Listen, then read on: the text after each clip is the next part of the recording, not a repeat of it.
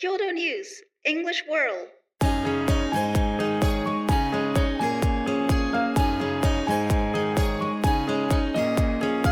皆さんこんにちは。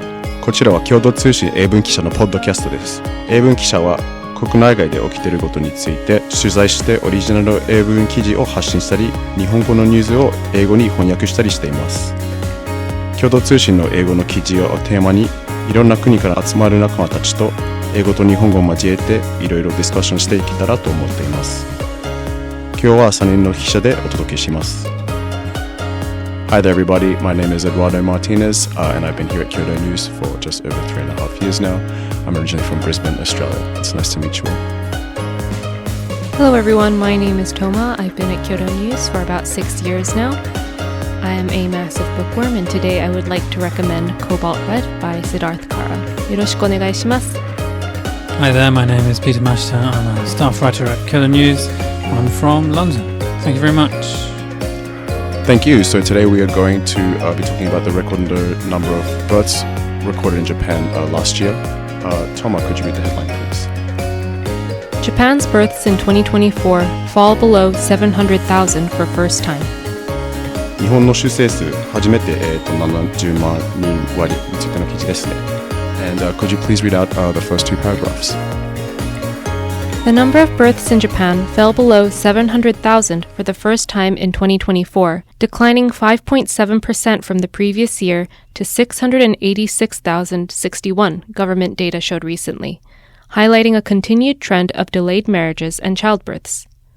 Japan's total fertility rate, the average number of children a woman is estimated to bear in her lifetime, also fell to a record low 1.15, down from 1.20 in 2023,according to the Ministry of Health, Labor and Welfare.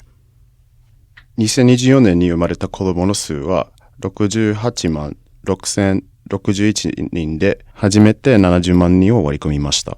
2023年と比べると 5.7% 減りました。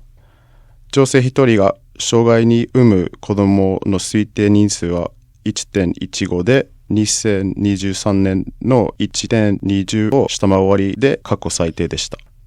Alright, so this is marking Japan reaching a very grim milestone. Why is this happening? This is something asked a couple of times before, but now that we've come to this point, why does Japan continue to go through this issue? So there are a number of reasons believed to be behind the falling birth rate in Japan. One of them is that more and more households both work, so people are busier, and it's therefore harder to raise children. The cost of raising children is also higher, growing higher. Couple that with general pressures on living standards from rising inflation, and also expectations that women are going to be the primary caregiver are, I would say, largely unchanged. Toma, do you agree with that? Yeah, no, I definitely agree with most of what you've been saying. The cost of living is very high right now. And you mentioned at the end there with the women bearing childcare role, and I feel like that hasn't changed much. It has gotten a lot better from like the 1950s, 1960s, I imagine. But a lot of women are still expected to take time off when they have children, and it's also more challenging to come back to work after you've had the child because you're the one that's usually taking more time off, and to catch up with a year or two that you've been out of the workforce can be quite difficult, I feel. So what has the government been trying to do to try and reverse this issue?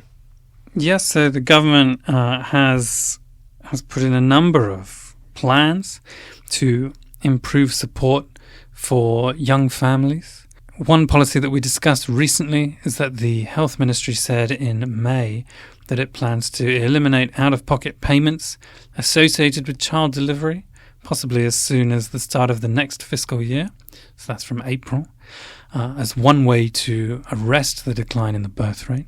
At the moment, the government can pay out a maximum of 500,000 yen to cover someone's childbirth costs, but childbirth can cost more. particularly in cities, which is borne out in the most recent data regarding 2024, which showed that the lowest fertility rate was 0.96 in Tokyo. So it suggests that young families in urban areas have more difficulties having children, which goes back to what we're talking about cost and working households. So Japan's been facing a very rapid depopulation issue, but what is it like in Australia, for example? I think Australia is heading down a very similar path to Japan.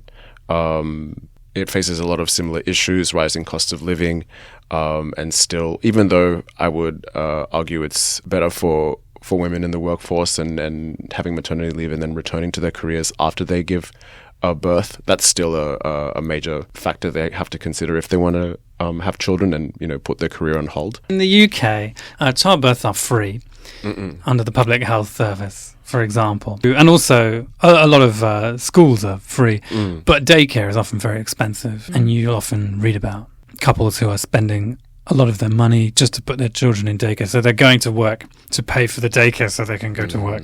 So it's like a vicious cycle there. Right? Yeah. Australia's the same when it comes to childbirth coverage at the hospital. At public hospitals, it's free to give birth there. And a lot of services associated with the childbirth and immediately afterwards are covered by the government. So in Japan, children of the ages of 3 to 5 are in principle able to go to preschool for free. But if you have a child who is 0 to 2, then under the current system, you have to earn so little that you don't pay residence tax. But the government is considering expanding that to make it easier for families to have children and raise them once they're born. Because, of course, the issue isn't just deciding to have a child and then giving birth to it. So one other way of resolving the demographic issue is by increasing immigration. Because these figures don't include the number of foreign nationals who've also had children in Japan in 2024. And immigrants tend to have more children. If Japan doesn't resolve its current demographic issue, then that is going to have quite serious consequences in the coming years. And I think already the effects of that are being felt. The article here states that the National Institute of Population and Social Security Research hadn't projected births were going to drop to the 680,000 range until 2039. So that's 15 years ahead of schedule, which has serious implications for the current working ages population's ability to support the older generation through social security payments, through being able to support the health system, especially because there's a large older cohort.